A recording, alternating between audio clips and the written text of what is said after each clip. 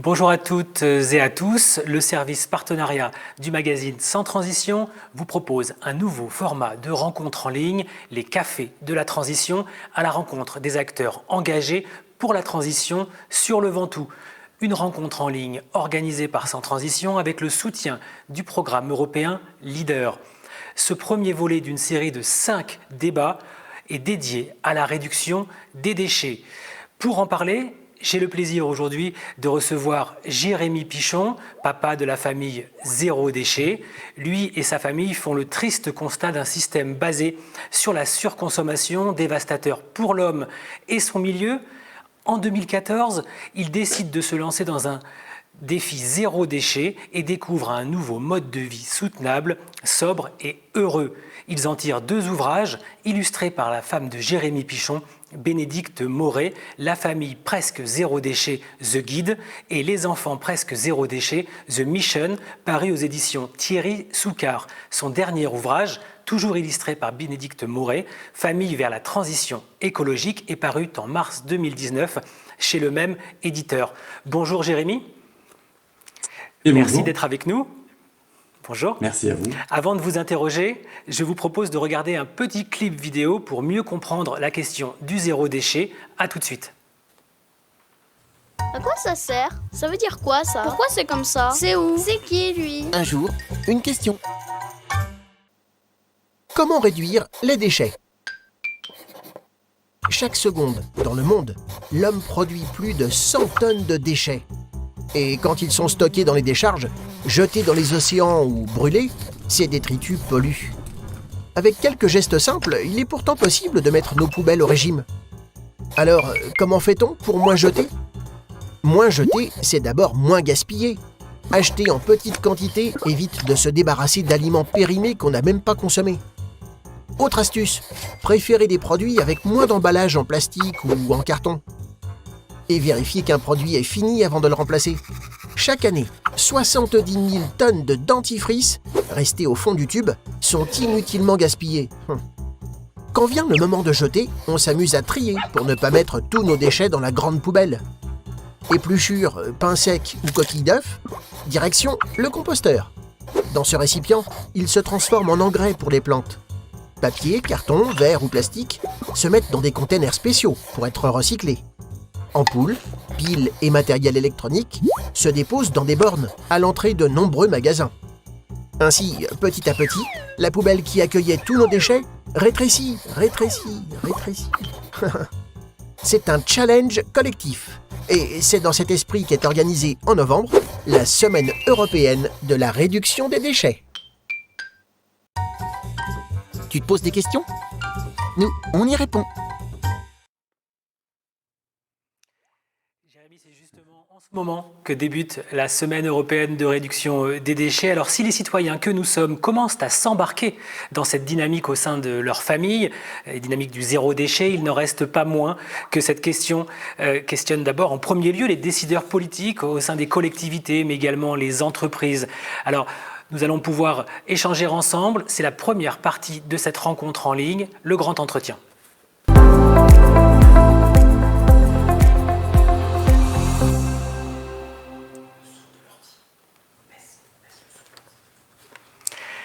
Bon, Jérémy, une nouvelle loi dite de lutte contre la pollution plastique a été votée par le Sénat le 11 mars dernier, constatant que le flux de matière plastique est tel que ni la progression de la sensibilisation de la population, ni les politiques publiques mises en place ne suffisent à endiguer l'accumulation de ces déchets dans l'environnement et l'ensemble de la chaîne alimentaire et du vivant est contaminé.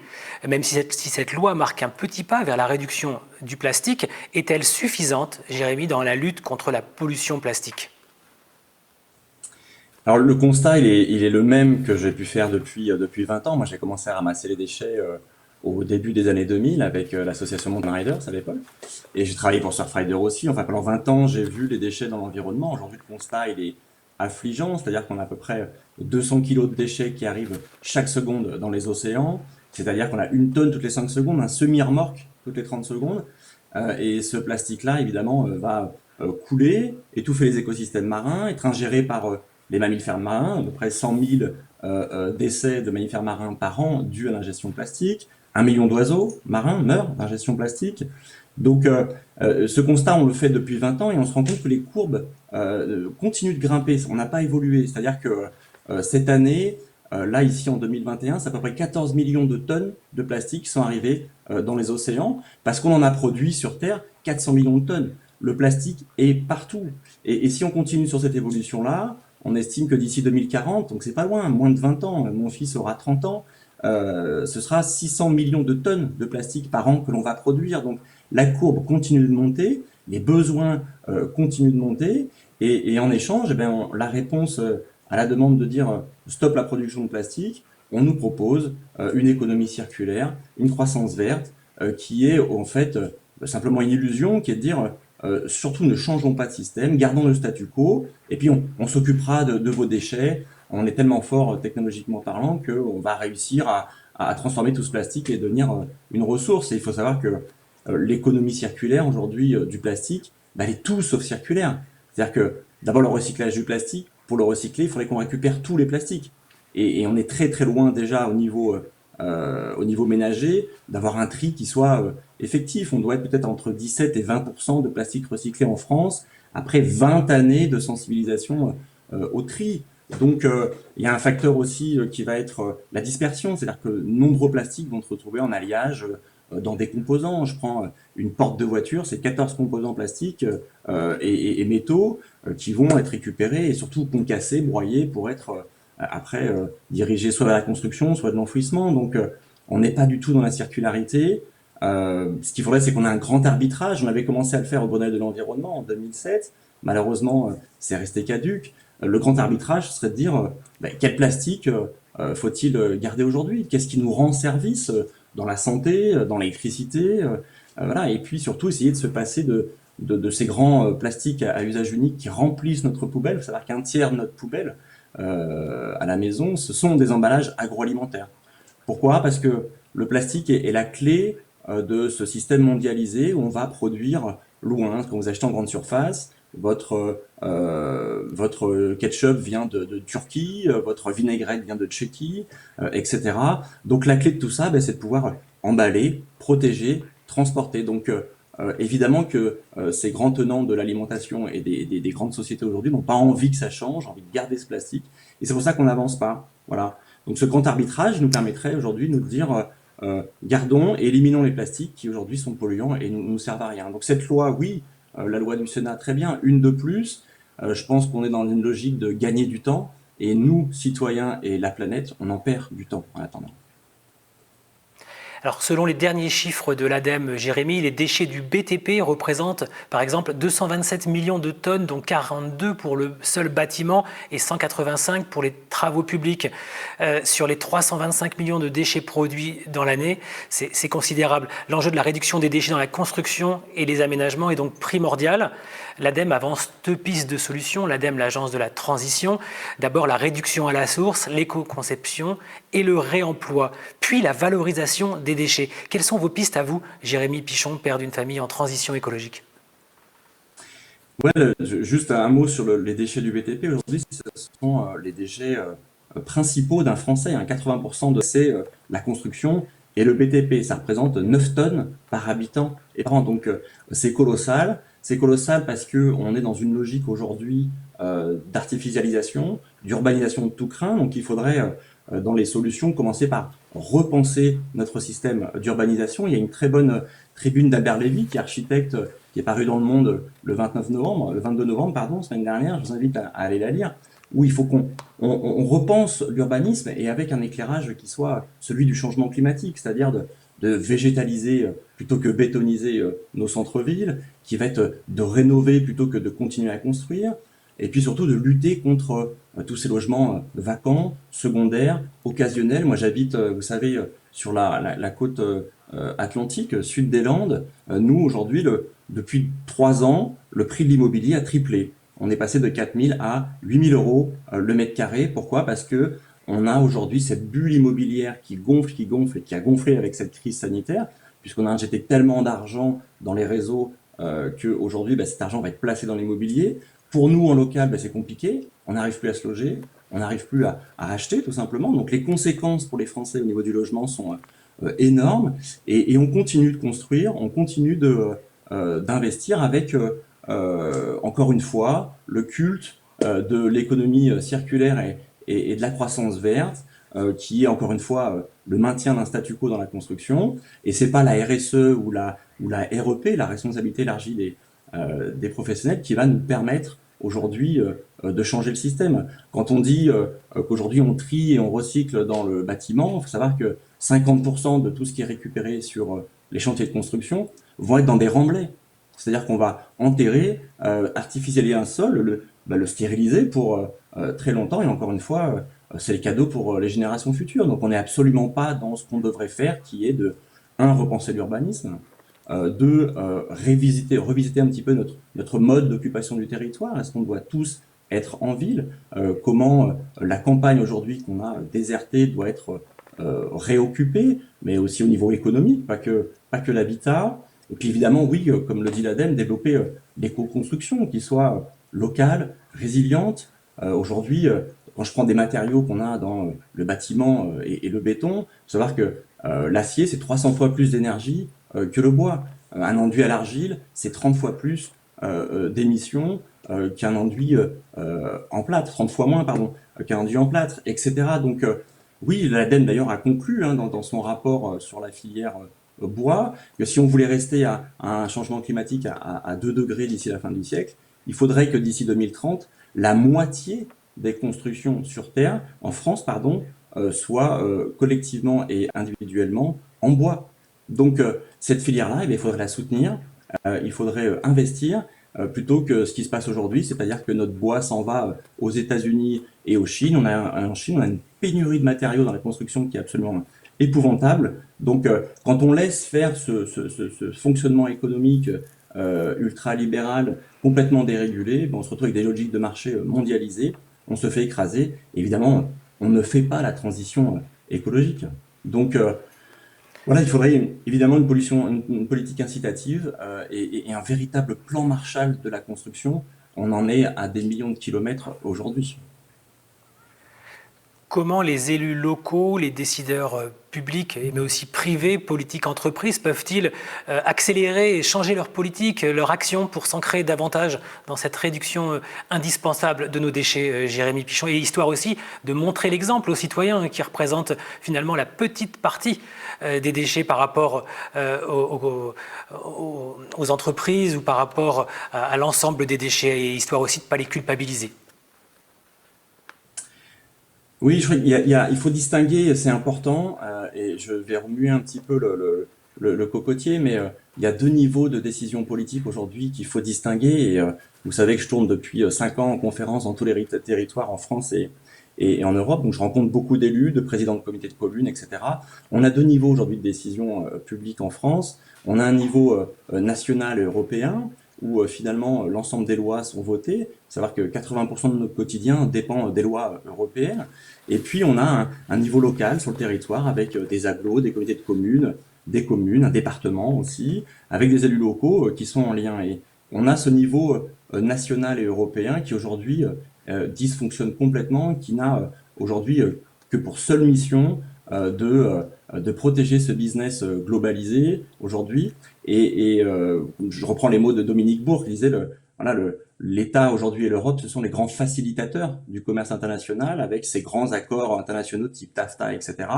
Et puis, symbole du sénisme aujourd'hui, c'est d'inscrire dans le droit ce droit à continuer de décider sans les citoyens avec le secret des affaires qu'il faut dénoncer et qu'il faut évidemment éviter de voter. Et puis il y a ce niveau local avec des élus locaux, communes, comités de communes, qui font des belles choses pour ce qui me concerne, les territoires zéro déchet, les défis famille zéro déchet. On voit que ça a des répercussions qui sont importantes, des très bons résultats. On a un niveau de décision là public qui est un petit peu plus transparent, un peu plus démocratique, même si on peut encore discuter certaines choses. Et d'ailleurs, le pouvoir national et européen lutte pour réduire le pouvoir de cette politique locale avec la suppression de la taxe d'habitation, etc.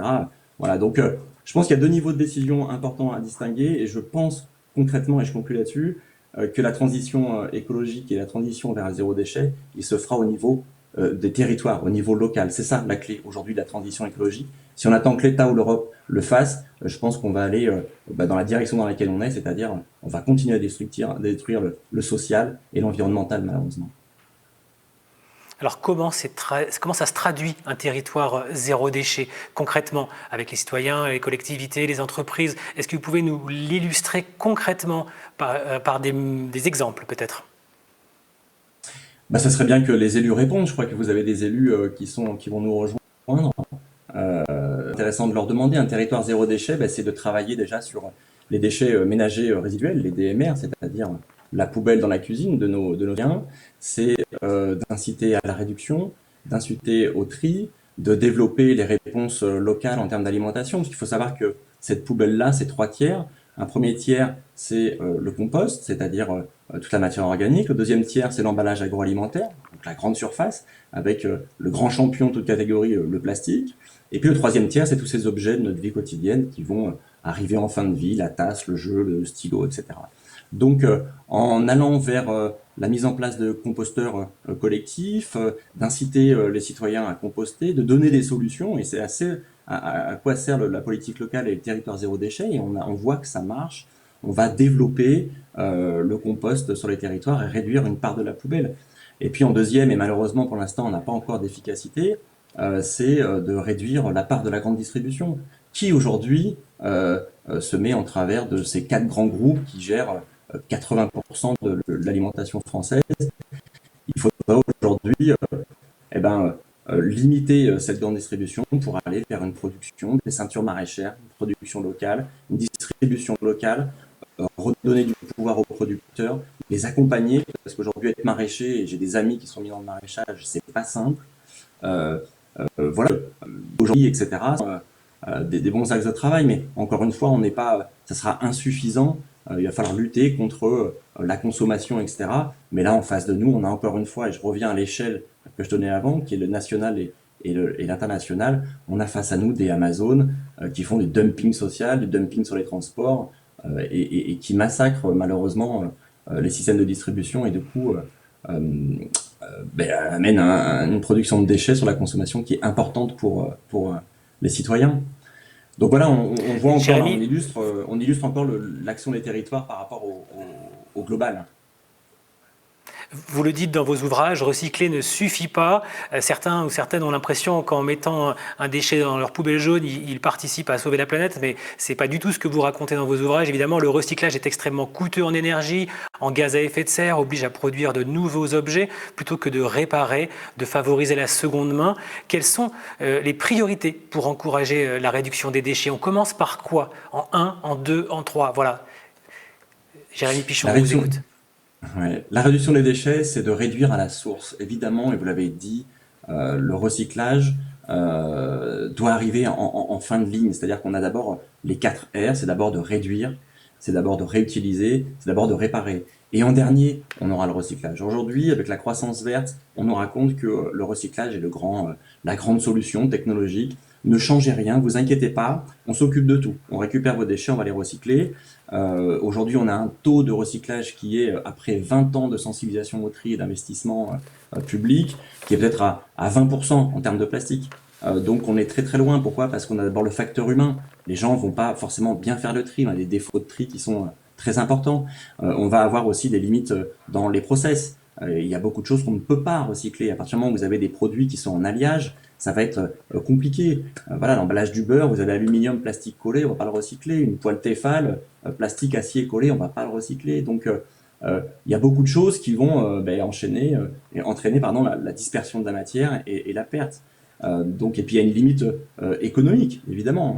Aujourd'hui, on a fermé, je crois, la dernière usine de recyclage de papier en France parce que on peut pas lutter dans cette globalisation contre des prix qui viennent de l'extérieur en matières premières et qui défient toute concurrence. Je discutais là-dessus sur les portables et notamment le cobalt.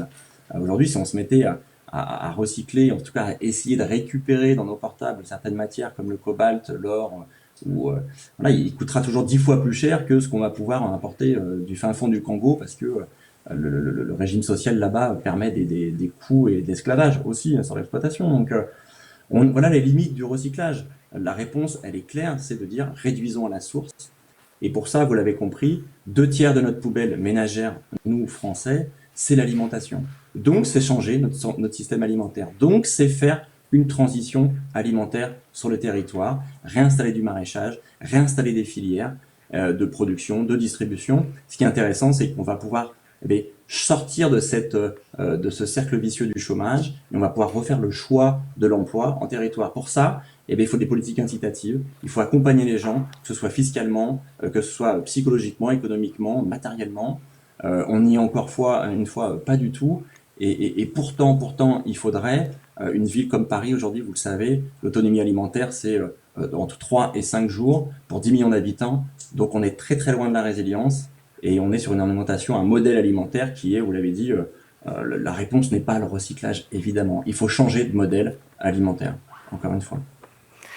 Et plus près de la région sud, Avignon, qui est dans les meilleures villes du classement sur la souveraineté alimentaire, on n'est qu'à 8% de souveraineté alimentaire, de production alimentaire sur un territoire proche de 40 km. Donc on voit bien qu'on est à des années-lumière pour l'instant de ce que vous imaginez. Et ça tombe bien parce que le second volet de ces rencontres de Café de la Transition, ce sera l'alimentation le 25 janvier. On y reviendra et peut-être que vous rééchangerez avec nous aussi là-dessus. Jérémy Pichon, dernière question de ce grand entretien avant de donner la parole aux acteurs du Ventoux. Du côté des acteurs associatifs, des nombreuses initiatives se mettent en œuvre sur les territoires, dont ici, sur le Ventoux, il y a des cafés repères, notamment à Bédouin, à Vaison, il y a des ressourceries, bien sûr. La question de la consigne peut être repensée, remise sur la table. Il y a des micro-brasseries, et on sait qu'il y en a 25 ici en Vaucluse. Jérémy Pichon, quel regard portez-vous sur ces initiatives locales dont vous appelez le développement de vos vœux pour une révolution zéro déchet? Ces initiatives, elles ont un intérêt d'abord logique, c'est-à-dire qu'elles montrent aux citoyens qu'un autre système est possible et elles montrent que si on s'organisait un petit peu, on pourrait arriver à faire ce changement. Alors malheureusement, et c'est ce que je constate dans le zéro déchet, dans tous les gens qui font la transition depuis toutes ces années-là, c'est que on va parler là à 4-5% de la population qui a conscience et qui passe à l'acte. Parce qu'elle a les moyens en termes de temps, en termes d'énergie, en termes aussi d'éducation, hein, de capacité intellectuelle à comprendre, etc.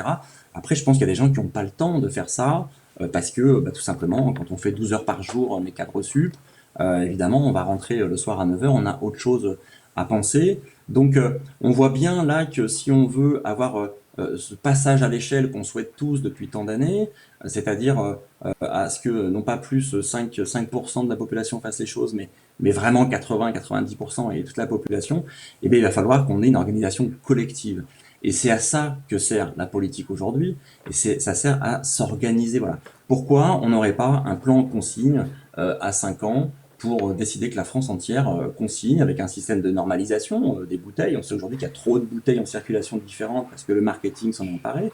Je crois que dans le vin, c'est 200 bouteilles différentes. Donc, peut-être revenir à 5-6 bouteilles, la bourguignonne, l'alsacienne, la bordelaise, voilà, et mettre un système de consigne en place. Pareil pour le compost, etc. Pourquoi on ne fait pas ces plans-là? Ça rejoint un peu ce que je disais tout à l'heure, c'est-à-dire que l'État et l'Europe aujourd'hui est un grand apporteur d'affaires, un grand facilitateur de business et ne régule pas aujourd'hui malheureusement ce que nous citoyens on voudrait. Donc on se retrouve avec des lobbies de la taille de Saint-Gobain pour le verre qui évidemment empêchent ce changement-là et le départ vers la consigne. Donc voilà, toutes les initiatives qu'il y a aujourd'hui sur les territoires, ressourceries, consignes, etc., eh ben, elles sont l'initiative de citoyens, c'est des initiatives privées avec un accompagnement parfois des pouvoirs locaux et tant mieux. Mais c'est pas comme ça qu'on fera le changement. Il faut un changement collectif et politique, national, global. Et c'est ce qu'on avait écrit dans le Grenelle de l'environnement, 2007, 2008, 2009, et qu'on n'a malheureusement pas appliqué. Une question bonus, si j'ose dire. Ce qui est intéressant avec la consigne, c'est qu'on touche aussi au portefeuille et ça veut dire que forcément les uns et les autres sont plus sensibles. Quand on est sur un festival, on voit bien que quand on consigne son gobelet recyclable, les gens le ramènent. Ce serait pareil demain avec une bouteille de verre. Et il y a le deuxième point aussi, la question du tri. Quand on trie bien ses déchets, quand on les trie moins bien, pourtant on paye autant la redevance. Certains trouvent ça injuste. Il y a des expérimentations aussi autour d'autres formes de redevances. Est-ce qu'il faut aller aussi sur cette logique-là, Jérémy Pichon, pour terminer ce grand entretien? Pour revenir sur la consigne, oui, ce qui est intéressant, c'est que ça permet des économies et ça permet aussi une fidélisation. J'étais à Reims, en Champagne, pour faire une conférence avant-hier, et je suis allé acheter du champagne, évidemment, et je suis allé dans une cave alternative qui s'appelle Ma bouteille s'appelle Revient. Et le choix qu'a fait ce caviste, c'est d'acheter du vin en vrac, en volume, et qui va lui-même mettre en bouteille dans sa cave, vendre ces bouteilles-là, et les gens ramènent la bouteille. Ils ont un avantage financier, lui il a un avantage, c'est qu'il fidélise, et il va s'éviter un paquet de verres qui vont aller à la casse. Encore une fois, c'est une initiative privée, elle fonctionne, mais elle est à la marge du grand système aujourd'hui. Et puis pour la deuxième chose, sur la redevance incitative, oui, il y a des territoires qui y sont passés, et ça fonctionne effectivement de favoriser les économies et de toucher au portefeuille de citoyens, ça fonctionne, ouais. Mais encore une fois, c'est insuffisant, ça peut pas être la seule mesure, il doit y avoir un accompagnement, je vous l'ai dit encore une fois, du changement de mode de communication, de consommation, et surtout du changement de mode de production alimentaire. Je vous ai dit 2/3, c'est de la poubelle, c'est l'alimentaire. Il va falloir qu'on développe les circuits courts, et les avantages sont énormes pour la santé. Imaginez les coûts induits sur la santé de cette malbouffe de la grande distribution sucrée, salée et ultra transformée. On va avoir des avantages financiers, de l'emploi sur les territoires, on va gagner en qualité de vie, en qualité d'alimentation aussi. Et puis je pense à nos paysans et nos producteurs qui aujourd'hui, pour 60% des producteurs français, sont déficitaires avant les subventions de la PAC. Il faut le savoir que sur un exercice être déficitaire en fin d'année, sans les subventions, ça signifie que nos impôts via la PAC vont aller payer la marge des grandes surfaces parce que les producteurs sont mal payés. C'est scandaleux. Et ce changement-là, la PAC qu'on a signée la semaine dernière, c'est encore une fois l'inverse de ce qu'on devrait faire. On n'avance pas. La politique agricole commune, donc. Voilà. Merci Jérémy Pichon pour ce grand entretien. C'est déjà l'heure de la deuxième partie de cette rencontre en ligne, les actions locales avec les acteurs engagés du territoire du Ventoux.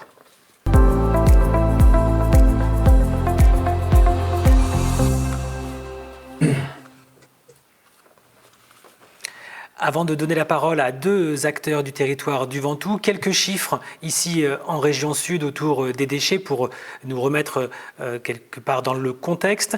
445 kilos de déchets ménagers sont produits par habitant et par an en région sud, soit 15% de plus que la moyenne nationale, même si la production de déchets a baissé de 30% depuis 2006.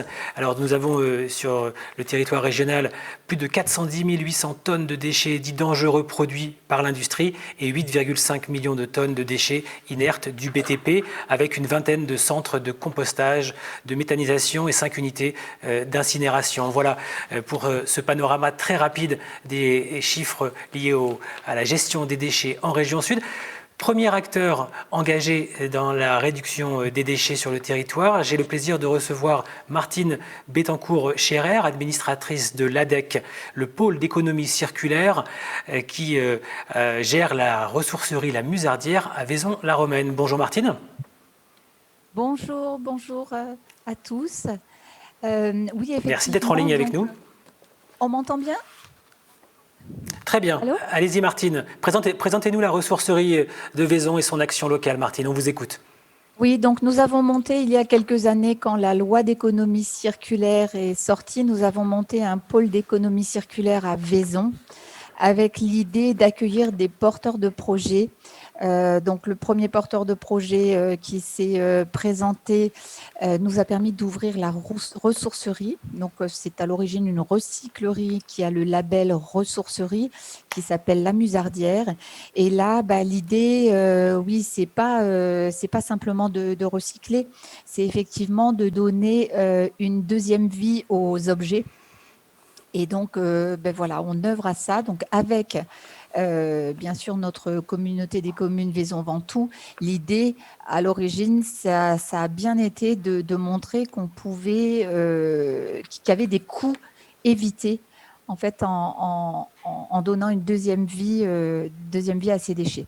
Donc actuellement, nous avons aussi 6 salariés qui œuvrent à ce que la ressourcerie soit agréable pour toutes les personnes qui y viennent et comprennent que voilà, on n'a pas besoin pour la naissance d'un enfant par exemple d'acheter un cadeau tout neuf, que ça a aussi du sens de venir à la ressourcerie et puis de trouver des jouets, des vêtements, etc. Puis on a aussi mis en place une action de précarité mobilité. Donc, le sens, c'est à des personnes qui sont en difficulté de pouvoir avoir un chèque comme un bon d'achat et de pouvoir aménager leur appartement ou leur maison. On fait aussi, donc avec la mairie, on a une démarche Cap Zéro Déchet et on œuvre ensemble à avoir des ateliers. Par exemple, on répare des vélos, on répare des appareils électriques, on fait des ateliers couture parce que on sait à quel point les tissus avec les colorations, etc., ça crée de la pollution et donc en fait on réutilise ces tissus. Et puis là, Noël arrive, et bien oui, voilà, l'idée c'est effectivement de dire aux personnes venez à la Musardière. Et en fait, voilà, acheter des objets qui ont appartenu à des enfants et qui les donnent, quoi. Donc c'est une belle action.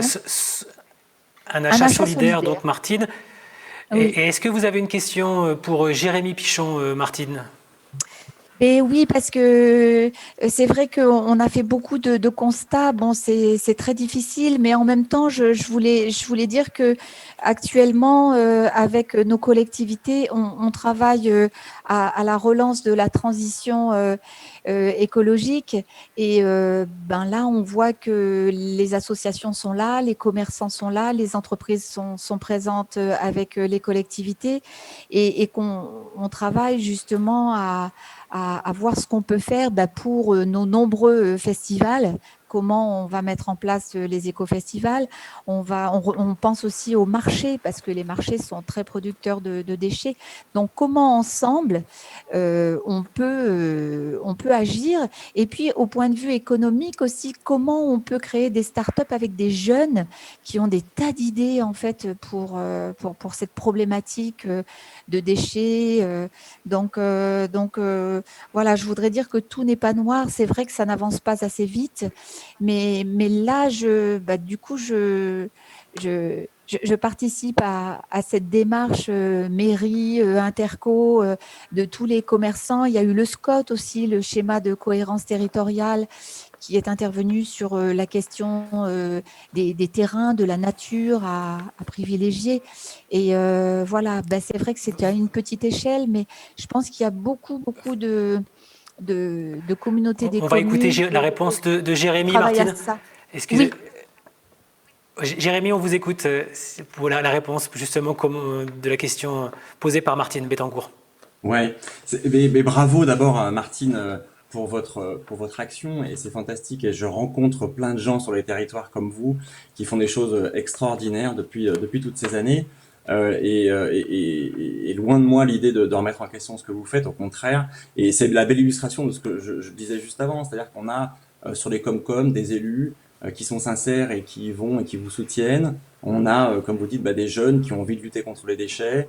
On a des gens comme vous qui tiennent des lieux qui sont des solutions et qui donnent des solutions. Mais c'est tellement une goutte d'eau par rapport à ce que l'on devrait décider collectivement au niveau national et européen. C'est comme Vous parliez du tissu tout à l'heure. Effectivement, vous avez du tissu et pour éviter, encore une fois, d'avoir un cycle qui soit destructeur pour l'environnement. Il faut savoir que juste un magasin H&M, aujourd'hui, c'est 60 tonnes de vêtements qui sont jetés, incinérés par an. Juste un magasin. C'est-à-dire c'est bien de développer sur les territoires tout ce qu'on est en train de faire et bravo, et ça montre qu'il y a une solution possible. Mais si on ferme pas le robinet de l'autre côté, c'est-à-dire qu'on continue à la fast fashion de ne pas être sanctionné tant que ces H&M et tous ces grands magasins vont continuer à produire au Bangladesh à coût de 35 euros le salaire mensuel, ouais, nous derrière on va écoper. On va écoper, mais on est en train de couler. Je veux dire, c'est-à-dire que voilà ce que je demande aujourd'hui. Bravo sur le territoire, continuons, montrons que c'est possible. Mais tant que le national et l'européen ne légifèrent pas et n'agit pas, on se retrouve en bout de chaîne à mettre des pansements sur une jambe de bois. Donc je suis très en colère aujourd'hui contre le gouvernement actuel qui n'est qu'un apporteur d'affaires, qui n'est là que pour faciliter le business et en plus l'inscrire dans le droit. Donc c'est vraiment ça que je dénonce. Donc continuons sur le terrain, montrer que c'est possible. Mais tant que ça bouge pas en haut, on va se retrouver, nous, avec des kilotonnes de déchets qui nous arrivent sur la figure, évidemment, quoi. Jérémy, une question complémentaire, enfin une remarque plutôt avant de donner la parole à notre deuxième acteur local. On voit bien que la seconde main, ça devient aussi fashion, ça devient tendance chez les jeunes qui achètent de plus en plus sur des sites comme Vinted par exemple. Et là peut-être on peut casser des choses et créer des effets de levier pour arrêter d'aller chez H&M et ces 60 tonnes de déchets générés par magasin. Ça vous donne peut-être de l'espoir quand même, Jérémy. En tout cas, nous, ça nous en donne forcément.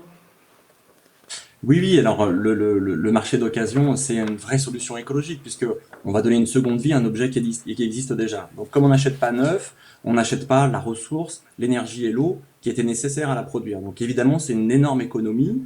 Après, ma fille est sur Vinted, elle a son compte, elle vend ses affaires, elle les revend. Elle a 14 ans, donc elle gère son truc et c'est très bien. Ça nous permet de faire des économies et des économies aussi pour l'environnement. Donc après, attention à l'effet rebond, c'est-à-dire que on déculpabilise aussi la consommation. L'ADEME a sorti des très beaux chiffres là-dessus, que ce soit pour l'énergie, les transports, voilà, et on constate qu'on a une augmentation de la consommation quand on passe à l'occasion ou quand on passe au renouvelable. Donc ça aussi, c'est à mesurer, il faut en prendre compte et pas penser que la seule solution ce soit ces cycles-là. Le message est entendu. Deuxième acteur local avec nous ce midi. J'ai le plaisir de recevoir Caroline Miolani, coordinatrice du Cercle des poubelles disparues. Un joli nom très évocateur en Ventoux Sud, une université populaire, un chantier d'insertion. Bonjour Caroline. Merci d'être avec nous ce midi. Bonjour. Merci. Pouvez-vous nous présenter votre initiative d'université populaire, chantier d'insertion en Ventoux Sud? On vous écoute. Alors voilà, nous sommes le Cercle des poubelles disparues. Donc nous sommes une équipe de l'association Université populaire Ventoux. Cette association est une structure d'insertion par l'activité économique, c'est-à-dire qu'elle propose d'embaucher des personnes dans un temps limité et pendant leur contrat, elle s'engage à les accompagner vers un emploi plus durable. Vous m'entendez bien? Parfaitement bien, on vous écoute. Poursuivez, allez-y. Alors, l'Université populaire Ventoux a plusieurs chantiers qui embauchent en permanence. Donc, l'un qui est le Naturoptère à Sérignan-du-Comtat. Il y a les Jardiniers du Ventoux à Carpentras et dans tout le Vaucluse. Et la dernière équipe née, c'est donc le Cercle des poubelles disparues. L'idée, c'était d'apporter des solutions par rapport aux déchets, au problème des déchets. Cette équipe est née grâce au soutien de la MSA qui a proposé un appel à projet inclusion et ruralité et qui soutient 30 initiatives dans des zones rurales en France, dont la nôtre aujourd'hui. Il se trouve qu'on a rencontré à ce moment-là les élus de la communauté de communes Ventoux Sud qui, eux, cherchaient à agir par rapport au problème des déchets sur leur territoire. Le tonnage d'OMR est encore très très élevé, voilà. Donc ils nous ont rencontrés à ce moment-là et ils ont missionné une équipe du Cercle des poubelles disparues pour travailler sur les 11 communes de la communauté de communes Ventoux Sud. Donc on agit auprès des habitants, des touristes et des professionnels du tourisme. Concrètement, notre activité vise à réduire les déchets. Donc on sensibilise les habitants, on informe, on anime le territoire avec différentes actions.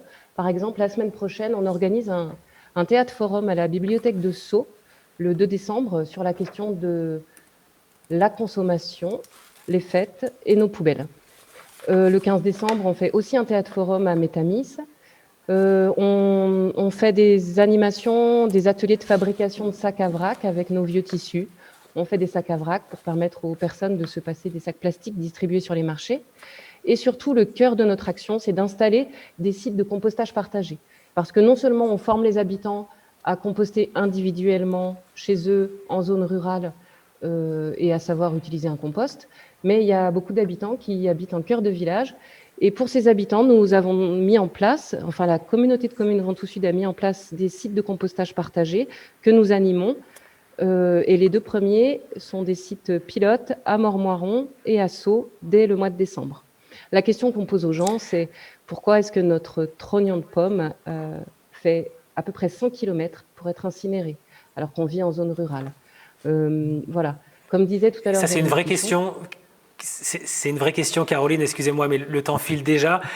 Quelle est aussi votre question à Jérémy Pichon pour poursuivre dans cette dynamique avant de laisser la parole aux citoyens internautes qui sont aussi avec nous ce midi? Alors, pour parler aux habitants, peut-être que j'aimerais bien qu'ils nous disent quel a été le geste le plus facile pour aller vers le zéro déchet et peut-être le plus difficile pour qu'on ait concrètement son point de vue là-dessus.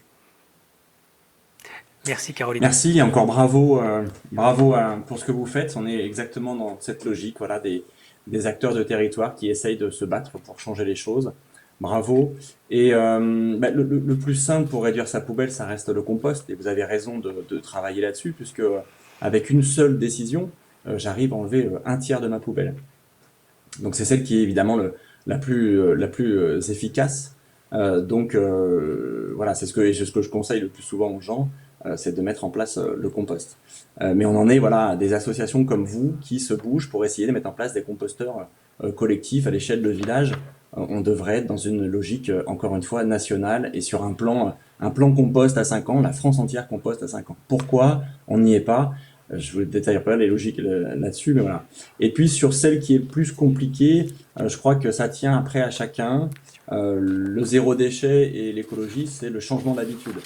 Et évidemment, l'être humain, il n'aime pas bien changer ses habitudes. Il n'aime pas aller vers l'inconnu, il aime manger comme il a l'habitude, etc. Donc, et c'est là tout l'enjeu de l'écologie, c'est la résistance au changement. Comment on la fait basculer? Il faut donner envie, il faut expliquer, il faut faciliter. Et pour l'ensemble des décisions qu'on va prendre dans son quotidien, à son alimentation, à sa consommation, au superflu, aux cosmétiques, etc. Donc il faut que ce soit une décision personnelle, qui soit motivée personnellement. Donc ce qu'il faut, c'est faire ce que vous faites, c'est-à-dire, et ce que je fais aussi, c'est un maximum de sensibilisation pour expliquer que on va protéger sa santé, qu'on va protéger son portefeuille, qu'on va protéger l'environnement, qu'on va créer du lien social, etc. C'est nous avons envie de circuler dans une autre consommation. Merci Jérémy Pichon, merci Caroline, merci Martine, merci à tous les acteurs locaux engagés. C'est déjà la fin de cette deuxième partie de notre Café de la Transition. Dernier volet, le temps participatif, c'est le temps des questions. On va prendre un maximum de questions sur Zoom et sur les réseaux sociaux. À tout de suite.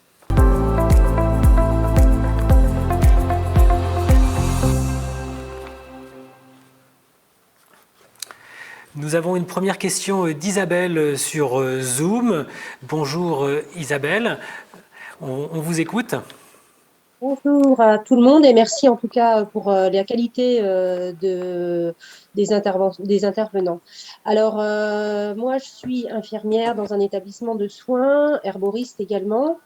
Et à chaque fois, lorsque je fais un soin, j'hallucine en fait sur les déchets, notamment plastiques, et l'absence de recyclage de ces déchets. Certes, il y a tout ce qui est les boîtes de médicaments, les blisters, les plastiques, ceux-ci sont recyclés, mais j'ai constaté qu'il y avait peu en fait de sensibilisation auprès des équipes soignantes sur ce volet-là. Et pour avoir creusé, je ne crois pas que tout ce qui est les perfusions, les poches de perfusion soient recyclées. Donc votre question, c'est comment améliorer cet état de fait? C'est bien cela? Isabelle? Exactement. Jérémy, on vous écoute. Et bonjour Isabelle, c'est une discussion que j'ai souvent avec ma sœur, puisque elle est infirmière libérale, et elle a travaillé en hôpital, elle était infirmière de bloc. Donc elle a vu cette évolution et cet envahissement du plastique jetable à usage unique. On est exactement dans l'illustration de ce que je pouvais raconter, c'est-à-dire que on va inscrire dans la loi, et sous couvert de sécurité sanitaire, et puis ça on aime bien en ce moment, et d'hygiène, on va inscrire le jetable et le gaspillage dans les pratiques parce qu'on va encourager la consommation. Donc elle m'expliquait, ma sœur m'expliquait un kit grand brûlé, elle ouvre une barquette comme ça, elle ouvre le blister et dedans elle va avoir des compresses, elle va avoir un ciseau, tout est suremballé individuel. Il faut savoir que le ciseau, elle va l'utiliser une fois, elle va le jeter. Et elle me dit, ben regarde, moi dans ma barquette, je vais utiliser un tiers de ce qu'il y a. J'ai obligation de jeter et de jeter tout ce que j'ai pas utilisé, de jeter mon ciseau qui est en fer. Et à un moment donné, on est dans la perte de bon sens. On est dans la perte de ce qui a été à un moment donné un progrès qui nous a permis de passer à une santé pour tous intelligente, à une dérive complète du business et des grandes boîtes qui fournissent tout ça et qui utilisent la loi sous couvert d'hygiène et de sécurité sanitaire pour diffuser et vendre leurs produits.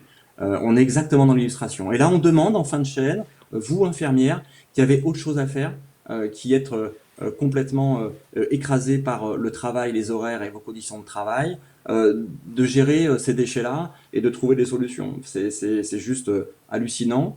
Donc voilà, encore une fois, c'est ce qu'on demande depuis toujours et ce que j'explique depuis 1 heure, c'est que la décision, elle doit être nationale européenne et revenir à un bon sens, sortir du tout business dans lequel on est. Et l'hôpital est une illustration magnifique. Et ce que vous vivez, c'est juste scandaleux. On n'est pas capable de stériliser un ciseau. On n'est pas capable de stériliser des instruments. On n'est pas capable d'utiliser des choses qui ne soient pas uniquement jetables, etc. ou suremballées. Si, on pourrait très bien avoir un arbitrage, un grand Grenelle de la santé où on va arbitrer ce que est aujourd'hui une bonne pratique, ce qu'on doit garder et ce qu'on doit éviter. Donc voilà, la solution, elle sera collective, intelligente. Pour l'instant, on n'y est pas. Le Grenelle de la santé avec impatience. Et peut-être que vous aurez des solutions, Isabelle. Autre question, cette fois sur les réseaux sociaux. Quentin Zinzus, journaliste également à Sans Transition. Quentin, tu as pas mal de questions sur les réseaux sociaux. Peux-tu nous partager l'une d'entre elles, s'il te plaît? Oui, alors on a une question de Hicham sur Facebook qui donc nous dit « Dans la nature, il n'y a pas de déchets, tout se transforme. Est-ce qu'il n'y aurait pas des solutions du côté du biomimétisme ?» Jérémy, donc alors, le biomimétisme, voilà, on copie la nature. Ouais. Mais en fait, on n'a pas à copier la nature, on fait partie de la nature. On est toujours des mammifères, vous et moi, faisant partie d'une chaîne alimentaire. Alors on est devenu le super prédateur et à ce titre-là, le super destructeur. Mais si on respectait un petit peu plus l'écosystème, en tout cas dans nos façons de produire et de consommer, oui, on serait déjà dans un biomimétisme. On serait en tout cas dans le respect de notre place dans la chaîne alimentaire que nous n'avons plus aujourd'hui. On est complètement dénaturalisé. Aujourd'hui, 60% de la population mondiale vit dans les villes. Ça sera 80% dans 40 ans. C'est hallucinant. Donc oui, le biomimétisme, avec les défauts qu'il peut avoir aussi de développer et être aujourd'hui à l'origine de nouveaux produits. Beaucoup d'entreprises s'appuient sur ce que fait la nature pour continuer de faire du marketing, développer des nouveaux produits, des nouveaux process, des nouveaux matériaux, etc. Donc biomimétisme, ça a aussi un effet pervers, malheureusement, comme tout. Et la récupération par le business va nous entraîner sur, encore une fois, du surdéveloppement et de la surproduction, surconsommation. Donc ça a son effet pervers, clairement. Autre question, Jérémy, sur YouTube, cette fois, dans les écoles aussi, rendre le recyclage plus automatisé, compostage, recyclable du papier, carton, nous demande Poussande. Et bien sûr, apprendre à réutiliser et moins consommer. Cela ne peut se faire qu'avec des communes très impliquées. Sa question est comment les convaincre de s'impliquer davantage? Voilà. Jérémy, tu nous as déjà donné des éléments tout à l'heure là-dessus. Est-ce qu'il y a peut-être d'autres dimensions dans cette réponse que tu peux apporter? Comment convaincre les communes de s'engager encore plus dans le zéro déchet? Aujourd'hui, un établissement scolaire, je parle par exemple d'un collège, le principal déchet direct, hein, je ne parle pas des déchets cachés liés à la construction du bâtiment ou à son exploitation, son chauffage, etc. Je parle essentiellement des déchets directs. Ce sera la matière organique liée à l'alimentation des élèves. Quand on a un collège avec 600 élèves qui vont pas manger tout ce qu'on va leur donner, c'est-à-dire qu'on arrive à des taux d'inconsommés qui peuvent aller jusqu'à 30-40% sur tous les jours de poissons ou d'épinards. Donc évidemment là il faut mettre en place un système de compostage, de valorisation, et ça peut être en plus un outil pédagogique, c'est-à-dire que à la fois le personnel, les profs de SVT, les enfants, les écoliers, etc. peuvent travailler autour de ce lieu-là, comprendre plein de choses, pourquoi pas cultiver aussi à côté, apprendre à cuisiner, voilà, retrouver un cycle qui soit court, vertueux, donc ça peut être très pédagogique. Comment convaincre nos élus? Mais je crois qu'ils le savent, et il y a pas mal d'initiatives qui vont en ce sens-là, et il faut continuer, ouais, clairement. Autre question, Jérémy. Elisa sur Zoom. Bonjour Elisa.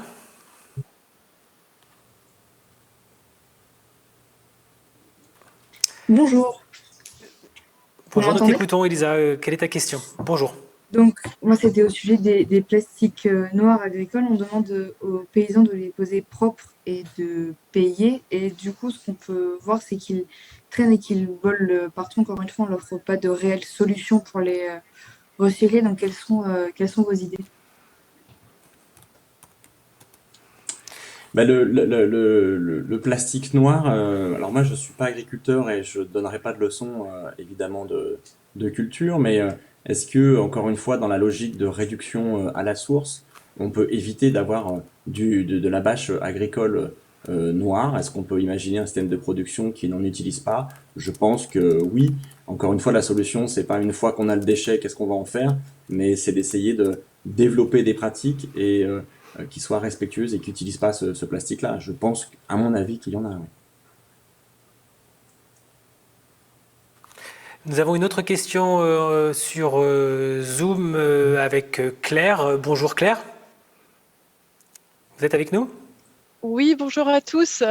On a, oui, une question par rapport au plastique. En fait, une personne de la région d'Apt qui se pose la question des plastiques qu'on nous demande de trier, mais qui ne sont pas tous recyclés et qui se demande pourquoi ça prend autant de temps. Alors pourquoi ça Alors, prend il y a autant plusieurs de temps choses. Ouais. Pourquoi ça prend autant de temps? Pourquoi on ne recycle pas tous les plastiques? Parce que on a beaucoup de limites au plastique. Je vous l'ai dit, la première, c'est le facteur humain. Il faudrait que tout le monde trie convenablement pour qu'on récupère tous les plastiques. Ensuite, ce plastique-là, et il faudrait qu'on puisse avoir les filières aujourd'hui de recyclage. Et la filière de recyclage en France du plastique est balbutiante, elle est très faible. On a très peu d'entreprises qui le font. Donc résultat, ben, on envoie une majorité de nos éléments recyclables, vous le savez, en Afrique, en Asie. Aujourd'hui, ces pays-là disent stop. La Chine, la Malaisie, Singapour ont décidé de ne plus recevoir nos plastiques et de les traiter. Donc on se retrouve avec des quantités aujourd'hui de plastique sur les bras qu'on va essentiellement, après la filière de tri, remettre dans l'incinération ou l'enfouissement. On en est là hein, aujourd'hui, malheureusement. Et ces plastiques-là, il faut savoir que ce n'est pas du recyclage qu'on va faire, mais c'est du downcycling, c'est-à-dire qu'on va casser le polymère, la chaîne de polymère du plastique, qui va devenir très fragile. Donc, en devenant très fragile, il va falloir réinjecter du plastique vierge, sinon il ne tient pas. Vous voyez les limites de ce recyclage-là.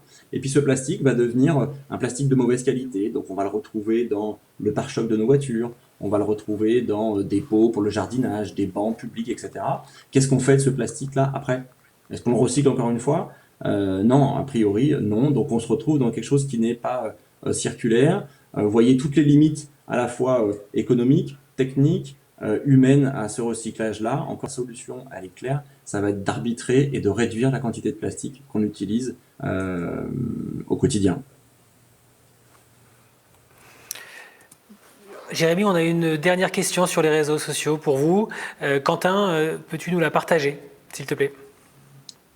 Alors oui, une dernière question donc, sur YouTube d'un internaute qui nous demande qui explique que les communautés ont récupéré relativement récemment la main sur la gestion des déchets. Est-ce que vous êtes convaincu par les actions qui ont été mises en place jusque-là et comment est-ce qu'elles peuvent aller plus loin?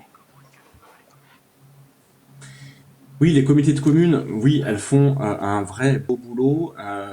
Les agglos aussi. Je vais, moi, sur ces territoires-là pour faire de la prévention en conférence. Et je vois des équipes qui ont déjà des moyens. Et ça, c'est important. Il faut donner des moyens humains et financiers pour pouvoir lutter. On a des communautés de communes qui ont des très, très bons résultats. J'étais en Loire-Atlantique il n'y a pas longtemps avec une pesée embarquée, avec une réduction de 40% en 2 ans des différents déchets ménagers résiduels. Donc, non, on a des résultats, on a des solutions. Encore une fois, plus on ira en amont et plus on ira au global, et moins on aura à gérer après sur les territoires ces problèmes-là. Donc, non, moi je tire mon chapeau à ces élus et ces techniciens qui sont sur le territoire et qui font la gestion des déchets. Il y a des très très belles choses. Et dans ces communes-là, j'ai vu évoluer la prévention qui est passée de on fait le tri pour recycler, c'est ça la solution, à on réduit à la source. Aujourd'hui, le message, c'est vraiment de réduire à la source, d'aller vers le compost, d'aller vers d'autres modes de consommation. Donc, on est sur la bonne voie. C'est ça qui est génial, c'est que la prise de conscience est faite. On voit les exemples qui marchent. Ce qu'il faudrait, c'est un gros passage à l'échelle et un gros plan Marshall du déchet à l'échelle nationale. C'est ça qu'on attend aujourd'hui. Je crois que vous l'avez compris, ça fait 1 heure que je le répète. Alors justement, ce changement d'échelle, pour terminer, Jérémy Pichon, comment arriver le plus vite possible dans ce changement d'échelle? Le temps est compté, les gaz à effet de serre, le changement climatique. On voit bien que tout est lié dans cette question globale au niveau de l'écologie. Alors, pour créer ce changement d'échelle, notamment avec les entreprises, est-ce que nous, citoyens, on doit créer aussi des actions coup de poing, évidemment, élire des élus qui sont d'abord engagés largement sur ces questions et aussi peut-être rapporter des déchets comme le font certains citoyens dans des campagnes un peu choc, ramener les suremballages dans les supermarchés pour leur dire on n'en veut plus. Qu'est-ce qu'on doit faire pour créer le plus vite possible un point de rupture, un changement d'échelle? Mais il y a plein de choses à faire. La dernière fois, tu parles d'un coup de poing. La dernière fois que on a eu une mobilisation populaire massive, c'était les Gilets jaunes, qui demandaient un référendum d'initiative, y compris, pourquoi pas, la gestion des déchets. Je veux dire, c'était des états généraux citoyens. On voit que le coup de poing, on l'a pris en retour dans la figure, avec des gens qui ont perdu des yeux, qui ont été mutilés, qui ont perdu des mains. Donc cette mobilisation par elle a été très dans ma vie qui est assez courte. Donc ça a marqué les gens. Aujourd'hui, les gens n'ont pas envie de descendre dans la rue pour ça. Donc quelle solution on a? Et il faut évidemment que les médias s'en emparent, mais on voit que les médias aujourd'hui ont été trustés par une poignée de milliardaires aujourd'hui qui possèdent 95% des médias. Donc là, on est sur un média alternatif sur le web et merci à vous d'exister. Il faut continuer à faire de la pédagogie, continuer à aller sur les territoires, continuer à parler entre nous. Comment déclencher le changement? Je n'ai pas malheureusement la solution. Ça va être multifactoriel. Est-ce que ce sera quand on aura les 2 pieds, quand on sera au pied du mur et qu'on sera dans la contrainte? Malheureusement, et c'est peut-être la conclusion de cet entretien, c'est ce que disait Nicolas Hulot quand on travaillait ensemble au début des années 2000, c'est de dire on a le choix de la transition, on peut la subir ou la choisir. Là, on est encore dans un axe où on peut choisir, mais plus on va attendre et plus on va la subir. Et les choix se feront dans la souffrance, dans la difficulté. Aujourd'hui, moi, je crois beaucoup à la transition écologique avec un plan à 5 ans, à 10 ans, à 20 ans selon les sujets. On peut le faire, voilà. Donc, continuons à passer le message là-dessus et j'espère de tout cœur qu'on arrive à le faire. Alors, on va peut-être pas conclure sur Nicolas Hulot parce que ça se serait malvenu. En revanche, sur la question du zéro déchet, moi, je pensais pas aux actions violentes dans mon propos. Je pensais clairement à des actions non violentes, mais spectaculaires, comme certains ont pu le faire en volant des chaises dans des établissements bancaires, comme certains ont pu le faire en ramenant massivement des tonnes de déchets. Imagine 10 millions de tonnes de déchets devant un supermarché demain. Qu'est-ce qui se passe? Voilà, on peut faire des choses sans être violent. violent et créer une accélération du changement. Finalement, toutes et tous, on se demande comment faire, parce que trier nos déchets, on voit, tu nous dis que ça ne suffira pas. Alors voilà, impulser des territoires zéro déchet, ça, on voit bien que c'est une piste très concrète qu'il faut creuser avec les élus, avec les collectivités, et que ça peut être une accélération forte du changement. Mais voilà, est-ce qu'on peut aller encore plus loin? C'est ça. C'était ça le sens de ma question pour terminer ce grand entretien. Alors, les différentes actions dont tu parles, ce sont des happenings, c'est-à-dire, oui, laisser les déchets. Alors, j'en ai fait beaucoup dans ma vie de militant en ONG. Ça m'est arrivé de me déguiser tout en noir et de mimer la mort devant une banque. Ça m'est arrivé d'aller surfer habillé tout en plastique. J'en ai fait un paquet des happenings. Alors, ce qui est bien les happenings, c'est que ça permet la prise de conscience, effectivement, de la population. Moi, ce que je vous dis aujourd'hui, c'est que la prise de conscience, ça fait 20 ans qu'on l'a fait, il y a eu des belles actions. Qui n'a pas aujourd'hui conscience du changement climatique? Qui n'a pas aujourd'hui conscience de l'effondrement de la biodiversité? Qui n'a pas conscience aujourd'hui de l'appauvrissement de la population, des inégalités? Je crois qu'on est vraiment aujourd'hui dans un cap où il faut le passage à l'acte. Et le passage à l'acte, aujourd'hui, la seule chose que je vois qui marche concrètement, c'est quand le citoyen décide, mais là on parle de peut-être 5-10% de la population, et encore je suis optimiste, ou quand les pouvoirs locaux le font. On parlait des comités de communes, des agglos, de ces élus et techniciens qui travaillent ensemble pour réduire les déchets et l'impact. Donc là, ça fonctionne, encore une fois. Là où ça fonctionne pas, c'est au niveau national. Comment faire pour avoir les élus qu'on mérite? Comment faire pour sortir aujourd'hui la mainmise du business sur nos institutions? Parce que clairement, ils ont mis la main sur nos institutions. Tu veux pas qu'on parle de Nicolas Hulot? Moi, ça me dérange pas. L'homme public me va très bien. Donc, en 2018, quand il a démissionné de son ministère, il a clairement dit « je n'ai pas la main ». Je ne peux rien faire. Donc aujourd'hui, il va falloir qu'on reprenne la main au niveau national. Je ne sais pas quand. Il y a une échéance en avril-mai 2022 qui est présidentielle. Qu'est-ce qu'on peut faire? Est-ce qu'il n'y aurait pas une action citoyenne là, de dire stop et boycottons. Moi, j'ai pas envie de voter Macron au deuxième tour contre Zemmour, Le Pen. Je veux dire, ça fait 20 ans qu'on fait ça. De 2002, Chirac, il a fait 80% au deuxième tour face à Le Pen. Donc, comment sortir de cette logique-là? Comment aller vers une autre logique nationale et internationale? Malheureusement, j'ai pas la solution à vous donner aujourd'hui. J'espère que la conjoncture va faire que tous les citoyens vont arriver à avoir autre chose, qu'on mérite en plus, vraiment, parce qu'il se passe des trucs super en territoire. On n'y est pas. Voilà, j'ai pas de solution à te donner, j'ai pas le miracle annoncé, malheureusement. Et des trucs super, on en a entendu aujourd'hui ici sur le Ventoux, et il y en a plein d'autres solutions dont on reparlera dans ces cafés de la transition. Merci Jérémy Pichon d'avoir pris le temps de dialoguer avec nous durant ce premier volet des cafés de la transition. Merci encore. Merci à tous les intervenants, bien sûr, à acteurs locaux qui ont accepté eux aussi de partager leurs expériences. Merci aux internautes. Merci à l'équipe technique, à la réalisation, Benjamin Thérault, à la caméra aussi, Vincent Brizard.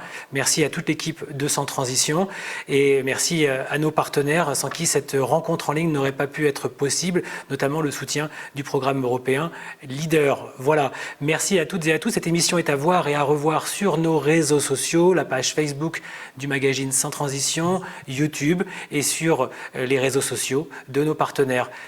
Bonne journée à tous. Prenez soin de vous. À bientôt.